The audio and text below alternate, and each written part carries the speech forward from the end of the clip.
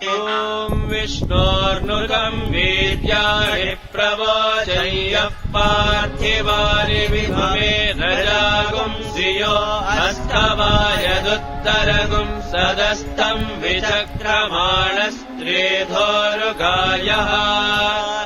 विष्णोरराटमसि विष्णो पृष्ठमसि विष्णोष्णप्त्रे स्वो विष्णोस्योरसि विष्णो ध्रुवमसि वैष्णवमसि विष्णवे त्वा तदस्य प्रियमभिपातो अस्याम् नरो यत्र देवयवो मदन्ति उरुक्रमश्च स हि बन्धुरित्था विष्णो पदे परमे मध्व उत्सः प्रतद्विष्णुस्तवते वीर्याय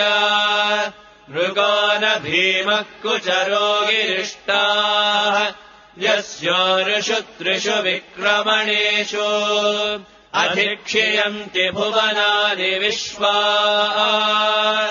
परो मात्रया तनुवावृधाना न ते महित्वमल्मश्नुवन्ति उभे ते विद्मरजसि पृथिव्या विष्णोदेव त्वम् परमस्य वित्से विचक्रमे पृथिवीमेष एताम् क्षेत्राय विष्णुर्मनुषे दशस्यन् ध्रुवासो अस्य कीरयोजनासः उरुर्षितिगुम् सुजनिमाचकार त्रिर्देवः पृथिवीमेष एताम् विचक्रमेष तच्च सम्महित्वा प्रविष्णुरस्तु तव सस्तवीयान् वेषगृह्यस्य स्थविरस्य नामा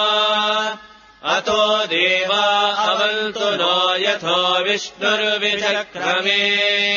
पृथिव्या सप्तधामभिः इदम् विष्णुर्विचक्रमे त्रेधानि दधे पदम् समूढमस्य वागुंसुरे त्रीणि पदा विचक्रमे विष्णुर्गोप अधाभ्यः ततो धर्माणि धारयन् विष्णोः कर्माणि पश्यत यतो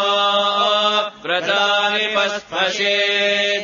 इन्द्रस्य युज्यः सखा तद्विष्णोर्परमम् पदगुम् सदा पश्यन्ति सूरयः विवेव चक्षुरा ततम् तद्विप्रासो विपन्यवो जागृवागुम् सस्समिल्धते विष्णोर्यत्परमम् पदम्